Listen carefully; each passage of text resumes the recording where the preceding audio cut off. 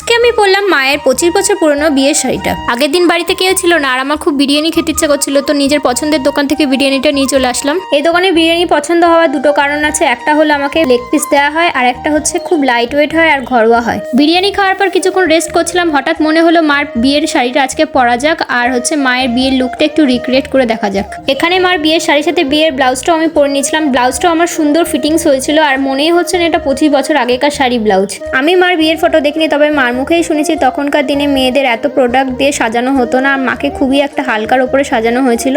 তো আমিও এরকম হালকা মেকআপই পছন্দ করি, তো আমি এরকম হালকার ওপর মেকআপটা করে আজকের লুকটা শেষ করলাম। আমি সচরাচর চোখে কাজল লাগাই না, কিন্তু এই লুকটার সাথে মনে হলো একটু কাজল লাগানো যাক। তারপর আমি সেজেগুজে কয়েকটা রিলস করে নিয়েছিলাম। রিলসগুলো দেখার জন্য তোমাদের যেতে হবে আমার ইনস্টাগ্রাম অ্যাকাউন্টে। তো আজকের মিনি ব্লগটা তোমাদের কেমন লাগলো জানাতে কিন্তু ভুলবে না, আর যদি ভালো লাগে তাহলে কিন্তু একটা লাইক করে আমার পাশে থাকতে হবে তোমাদের। তো দেখা হবে অন্য একটি ভিডিওতে, ততক্ষণ টাটা।